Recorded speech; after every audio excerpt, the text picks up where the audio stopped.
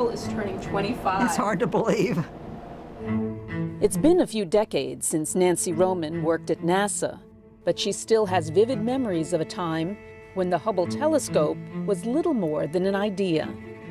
I remember when we were thinking about hoping it would last 15 years, and I'm certainly glad that it's lasted another 10, and still going strong.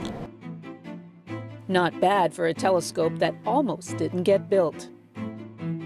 Some of the most influential astronomers thought it was better to spend $300 million by building 20 duplicates of the Palomar 200-inch telescope rather than spending the same amount of money on one very expensive telescope in space. While some scientists didn't want a space telescope, others couldn't wait to use a large orbiting observatory.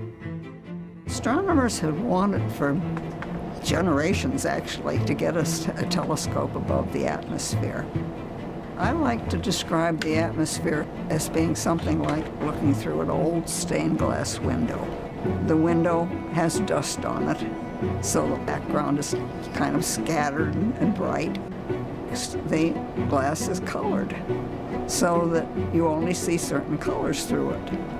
You only see certain colors through the atmosphere, and we were anxious to see some of the other colors from the universe.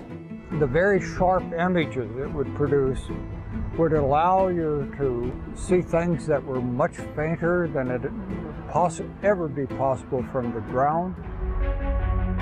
Eventually, the project known as the Large Space Telescope began in earnest during the 1970s. But how would an observatory out in space be operated? Man would run right along with the telescope and look through it. We wanted to get rid of the atmosphere, and the man needed the atmosphere. Secondly, the man would wiggle, and I don't care how much he tried to stay still. No man or woman is going to sit for an hour without moving. Engineers would have to look at other options. The detectors were photographic film or photographic plates, nowhere as sensitive as what we have today. The DoD did use photographic film for reconnaissance and dropped the film into the ocean where it could be picked up. That was much too expensive a process for NASA. Instead, NASA looked at making images digitally on charge-coupled devices, or CCDs. Problem was, CCD technology was in its infancy. CCDs were becoming of interest to the television industry. The problem was that the early CCDs had no sensitivity in the ultraviolet.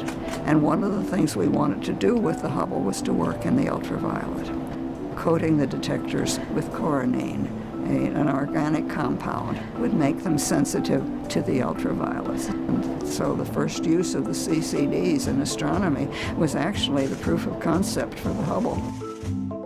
What was arguably the biggest obstacle standing in the way? Getting the money to pay for it. Hubble supporters won out in the end. I did a back-of-the-envelope calculation, and my answer was that for the cost of a night at the movies, every American taxpayer would have 15 years of exciting discoveries. Add another 10 years for good measure, and Hubble has not only eclipsed expectations, but even more discoveries are on the horizon. From the Space Telescope Science Institute in Baltimore, Maryland, I'm Mary Estacion.